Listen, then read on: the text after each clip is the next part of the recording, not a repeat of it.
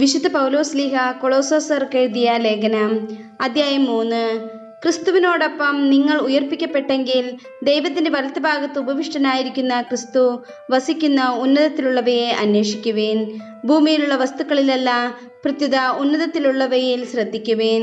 എന്തെന്നാൽ നിങ്ങൾ മൃതരായിരിക്കുന്നു, നിങ്ങളുടെ ജീവൻ ക്രിസ്തുവിനോടൊപ്പം ദൈവത്തിൽ നിഗൂഢമായി സ്ഥിതി ചെയ്യുന്നു.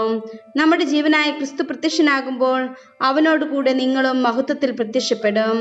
ജീവിതത്തിന് നിയമങ്ങൾ. അതുകൊണ്ട് നിങ്ങളിൽ ഭൗമികമായിട്ടുള്ളതെല്ലാം, അസാൻമാർഗീയത, അശുദ്ധി, മനക്ഷോഭം, ദുർവിചാരങ്ങൾ, വിഗ്രഹാരാധന തന്നെയായ ദ്രവ്യാസക്തി, ഇവയെല്ലാം നശിപ്പിക്കുവേൻ. ഇവ നിമിത്തം ദൈവത്തിന്റെ ക്രോധം വന്നു ചേരുന്നു. നിങ്ങളും ഒരിക്കൽ അവയ്ക്കനുസൃതമായി ജീവിക്കുകയും പ്രവർത്തിക്കുകയും ചെയ്തിരുന്നു. ഇപ്പോൾ അവയെല്ലാം ദൂരെ എറിയുവേൻ. അമർഷം, ക്രോധം, ദുഷ്ടത, ദൈവദൂഷണം, അശുദ്ധ ഭാഷണം തുടങ്ങിയവ വർജിക്കുവേൻ. പരസ്പരം കള്ളം പറയരുത്. പഴയ മനുഷ്യനെ അവന്റെ ചെയ്തികളോടുകൂടെ നിഷ്കാസനം ചെയ്യുവേൻ. സമ്പൂർണ്ണ ജ്ഞാനം കൊണ്ട് സൃഷ്ടാവിന്റെ പ്രതിച്ഛായയ്ക്ക് അനുസൃതമായി നവീകരിക്കപ്പെടുന്ന പുതിയ മനുഷ്യനെ ധരിക്കുവേൻ. ഇവിടെ ഗ്രീക്കുകാരനെന്നും യഹൂദനെന്നും പരിച്ഛേദിതനെന്നും അപരിച്ഛേദിതനെന്നും അപരിഷ്കൃതനെന്നും സിദിയനെന്നും അടിമയെന്നും സ്വതന്ത്രനെന്നോ വ്യത്യാസമില്ല. പിന്നെയോ ക്രിസ്തു എല്ലാമാണ്, എല്ലാവരിലുമാണ്. അതിനാൽ ദൈവത്തിന് തിരഞ്ഞെടുക്കപ്പെട്ടവരും വാത്സല്യഭാചനങ്ങളും പരിശുദ്ധരുമെന്ന നിലയിൽ നിങ്ങൾ കാരുണ്യം, ദയ, വിനയം, സൗമ്യത, ക്ഷമ എന്നിവ ധരിക്കുവേൻ. ഒരാൾക്ക് മറ്റൊരാളോട് പരിഭവമുണ്ടായാൽ പരസ്പരം ക്ഷമിച്ച് സഹിഷ്ണുതയോടെ വർത്തിക്കുവേൻ. കർത്താവ് നിങ്ങളോട് ക്ഷമിച്ചതുപോലെ തന്നെ നിങ്ങളും ക്ഷമിക്കണം.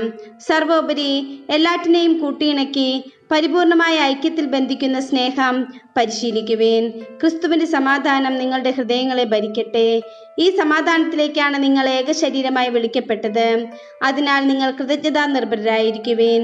പരസ്പരം പഠിപ്പിക്കുകയും ഉപദേശിക്കുകയും ചെയ്യുമ്പോഴും കൃതജ്ഞത നിറഞ്ഞ ഹൃദയത്തോടെ ദൈവത്തിന് സങ്കീർത്തനങ്ങളും ഗാനങ്ങളും ആത്മീയ ഗീതങ്ങളും പാടുമ്പോഴും ക്രിസ്തുവിന്റെ വചനം നിങ്ങളിൽ സമൃദ്ധമായി വസിക്കട്ടെ.